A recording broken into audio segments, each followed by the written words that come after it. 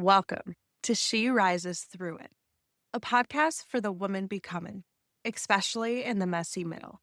I'm Sydney Jocelyn, mama, writer, creative, and a woman on the journey of finding herself after far too long following the rules, the roles, and the version of life we're told we're supposed to live. I'm not here to teach from the mountaintop. I'm here in the thick of it, sharing what's helping me rise through the hard parts, the shifts, the setbacks, the quiet breakthroughs. This space is real, raw. We'll talk about the good, the grief, the ugly truths, and the moments of hope that keep pulling us forward. It's not always easy, but it's always worth it. Please know what I share comes from my lived experience. It's not medical or mental health advice. If you or someone you love is struggling, please reach out to a licensed professional who can truly support you. This is about becoming through it all. You're not behind, you're becoming. Welcome back to She Rises Through It. This week, this episode's going to be a little bit more direct, a little bit more real. I mean, they're all real, let me be honest. But we're going to start digging a little deeper because I am so done sugarcoating what the process looks like. Today, we're talking about working through belief and cutting the bullshit that keeps showing up when you're trying to grow. You know what I'm talking about. The second you try to change something, to step into a new version of yourself, all your old stuff comes back up. Your self-doubt, your procrastination, your distractions, the voice in your head telling you you're not ready, that you're not qualified, that you're too late, that no one's watching, that it's not working. And the hard truth is, if you're not intentionally doing something about it, you're always going to go back to what's familiar, even if it's not working.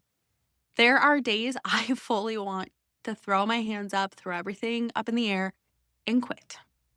Days where I start convincing myself that I'm not cut out for this, that I never thought, oh shit, that there's more to this than I thought there was going to be, that maybe I should just stick to what's safe and what's predictable. Well, I've done that. I have done that like crazy. And guess what? It tore me down. And, usually it's not just this dramatic, right? Subtle moments that happen where you get tired, overwhelmed, and you compare yourself to someone else. And then you just want to shut it all down. But I've learned something. If you don't have a strong why, a real one, you'll always slide back into your old habits. And the first question I want to ask you in this, do you actually want to change? Because if you don't want it bad enough, you won't do the uncomfortable stuff it takes to actually grow. I'm sorry to break it to you. You'll just keep choosing familiar discomfort instead of unfamiliar freedom. And I've been there. I've done it. So many times over the last 5 years, I have said I wanted something, but my why was not that deep. Until I saw change, I'm like, oh, I did it. But then what was the next thing? What was the next goal? Well, guess what? The life goal, right, isn't just once I get here, I'm done. No, you got to keep working on it. So when that old pattern shows up, because they will, here is how I handle it. And let me tell you, it's not easy because I don't pretend that I'm fine. I pause. I ask what's actually going on right now. What am I believing that's keeping me stuck? And I recognize it. I recognize that little voice in my brain speaking all the negatives. And I recognize that it's there. And those other thoughts come in that, why are you like this? Why are you thinking like this? And no, you just got to cut the bullshit.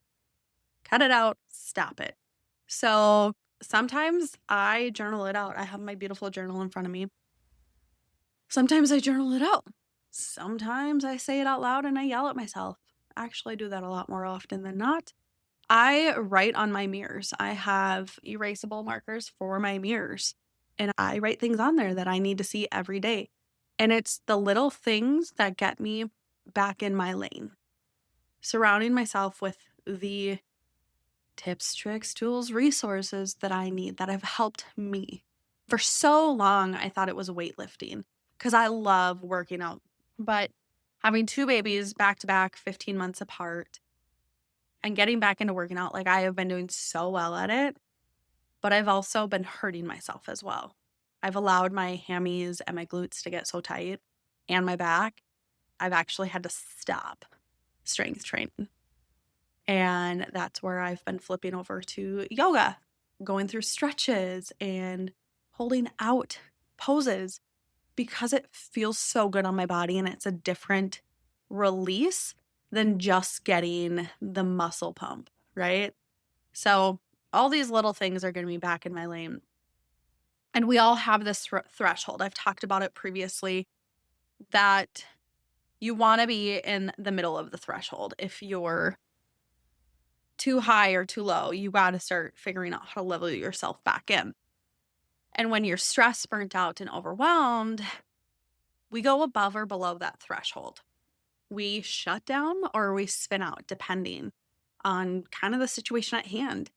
Neither one is where we make clear, grounded decisions. I spiraled yesterday. I was in a really bad mood and I said things that I shouldn't have said.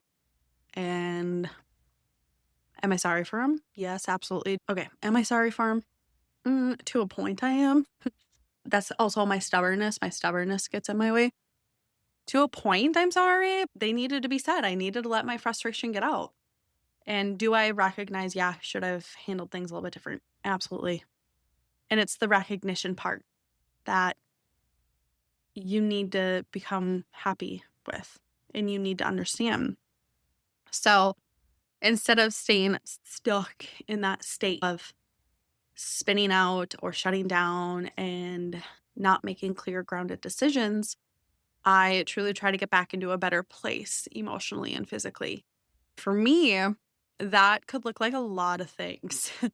Going for a walk. I love going for a walk down by the horse farm. Just something about a beautiful dirt road, nature, and not being around cars just fills my cup. Doing some breath work. That's another thing I like to do. It could be within the first 15 minutes before I journal, or it could be right before I try doing some yoga, or it could be like, hey, Jordan, I need to step away and going in, hanging out by myself in the bedroom and just coming back to me. Taking a bubble bath, that is a big one for me. And taking it without your phone. For so long, I've always just like TikToked or scrolled on it, whatever, when taking a bath. But when you take a book with you or you just put on somatic music that is so grounding and soulful, let me tell you that in a bubble bath, beautiful, beautiful. It's so relaxing. Stretching is huge. Our body is made for movement. Made for movement. So when we go for that walk, when we stretch our bodies, we're releasing the endorphins. We're really just allowing ourselves to open up and allow the oxygen to breathe throughout our bodies.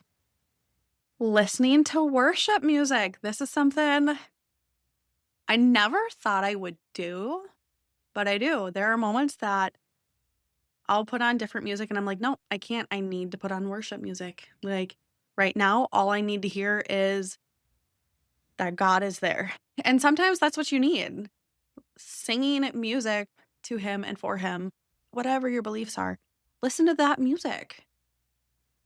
That is where we can come true to ourselves, is listening to the music that uplifts our soul. And for me, sometimes that's worship music. Sometimes that's calming music, my somatic breath work. There's feminine music I listen to. Sometimes when I'm so low, I need my booty shaking music. And yes, I have a booty shaking music playlist. I have a labor and delivery one that is about booty shaking. And I love it. But then also too, I have Bob Marley. Like, put me on a beach with a pina colada and let me just sway with the palm trees. Please and thank you. And then sage. Sage has been my thing since I got back from Costa Rica. Opening up my window, lighting my sage, going around my room, setting intentions and the energies I am releasing and what I'm accepting, making sure my window's open to let the negativity fly out the window. It needs somewhere to release and somewhere to go, right? And while doing all this, I'm speaking it out loud. I'm speaking it all out loud of what I'm letting go and what I am letting in. Then writing down one thought I want to believe today, that one intention about the moment you're in or the day or how it's going to be. When you focus on that positive portion leads with you throughout the day and goes with you. There are days if I don't do any of my tips, tricks, tools, resources, rituals, whatever you want to frickin' call it, I don't care. I mean, I do care. I do care. That was kind of sassy. I'm sorry. Let's just calm down your sass today, Sid. When I don't do those, I'm so sorry, guys. I'm a little chaotic today if you can't tell, but it's because this whole belief has been trying to weigh me down all week and I'm not allowing it to happen. And the more I speak up and the more I speak my words and the more I come true to me and just speak it, the better I show up. The moment I don't do any of that stuff, I spiral. And I notice because I didn't journal for 3 days and I felt it. Then the moment I did my sage, came and then did my journal right after, everything flooded out. Every vision, this podcast title and design of how I wanted this podcast to go, things I have to legally get figured out and finalized. Which I have a lot figured out, but there's more. I'm that's another dream. I got to get it done. The moment I don't do any of this is the moment I spiral. And then also another thing I do is calling someone or reaching out to someone or sending them a voice message of someone who actually truly uplifts me. It's somebody that they're on my heart, they're on my mind for a reason. And I'm going to reach out to them so intentionally because I truly want to embrace them in my heart, in my life, in my soul, and just tell them they are so loved. And when I do that too, I always know the message back is the exact same, right? They're there for you and they want to uplift you. These aren't groundbreaking ideas, but they work when I actually do them. One thing that's made a big difference for me is understanding how I operate, especially through my human design. I had no idea what my human design was 2 months ago. And I've started learning about it and I continue to dig into it to understand why I do what I do. For me, I cannot make solid decisions in the heat of the moment. I have what's called emotional authority, which means I have to ride out the emotional wave before I land in clarity, which makes sense because I look back into corporate meetings. I look back and I intentionally would go into the meeting understanding what needs to happen and everything. But I am a listener, I'm a feeler. Then once I gather all of that, it's afterwards, after the meeting when everything's okay, what are you thinking? What's coming up? What needs to shine? And that's where everything and every vision came through. So I don't rush it right now. I'm trying not to rush it. I usually make a decision I regret, or maybe I feel off about it a little bit later if I make it right in the moment or I continue to overthink it. So now I've been giving myself space. When you allow yourself not to respond right away, taking that pause and just riding the wave, that's when I come clear. I let those emotions settle and then I make my call. I make that decision that is on my heart that I know, yes, this is where I'm being led to. That alone has helped me stop reacting and start choosing things that actually align. If you want to shift, if you want to make that change in life, here's what I'll tell you. You are going to have to fight for your belief. You are going to have to fight for it. It is not something that will just miraculously change. When that old stuff shows up, because it's going to, and it will get easier when it shows up if you work on it. But those old stories, the old mindsets, the old relationships that pop up in your mind, And if you're not grounded in your why and the reason why you're doing what you're doing, you will give up too soon. Too soon. The biggest thing I can say is this isn't about being perfect. It is about truly showing up and being intentional and making the decision over and over again to keep showing up. Even when it's messy, even when no one's clapping, because there are going to be moments that nobody's cheering for you and you're going to be like, what the fuck? Even when it's just you, your journal, and your mirror markers, you need to have that. You need to hone in on that why and come back to it time and time again. So let's do a quick check-in. I want you to actually reflect on this. Like, you're here listening to my podcast for a reason. And yes, listening can get some information and knowledge out of it, but you also need to do the work. So grab your notes app on your phone if you have it, or a journal, whatever works best for you. Choose one or the other, or whatever it is that you like to write on. And let's write these babies down. And I want you to take time answering them either right after this podcast or in between me telling you the questions. Take that time. Take the 5 minutes. Take the 15 minutes. You never know. It might end up being a half hour because there's a lot on your mind and heart and soul. So first, what beliefs keep showing up that holds me back? I mean, I could list off 3 right now, and that sucks. So what beliefs keep showing up that holds me back? The second question, what's the truth I want to believe instead? What's one thing I can do this week to regulate my emotions or get grounded? Where am I acting from old patterns? What's my why? And is it strong enough to hold me through discomfort?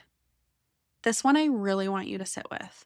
I really want you to take 5 to 10 minutes to think about this question and think about your belief, whether you fully write everything down or not. What's your why? What is your why, and is it strong enough to hold me through discomfort? Because if it can't hold you through the discomfort, you're going to keep falling back to your old patterns.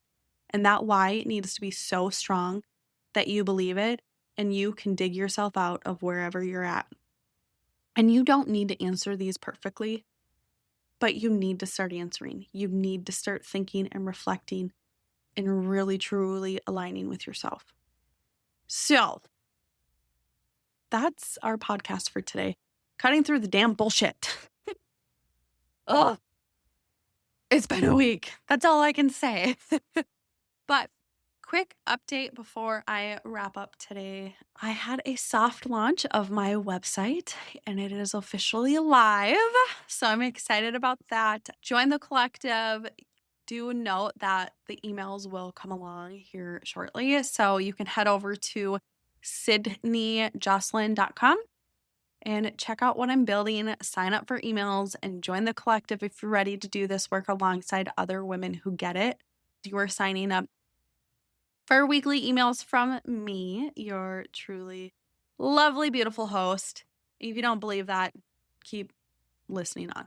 But you're going to get messages from me, weekly uplifting messages. I'm still debating if they'll go out on Mondays or Thursdays. It will have most likely the new episode in there talking about either if it's the day of the launch or not.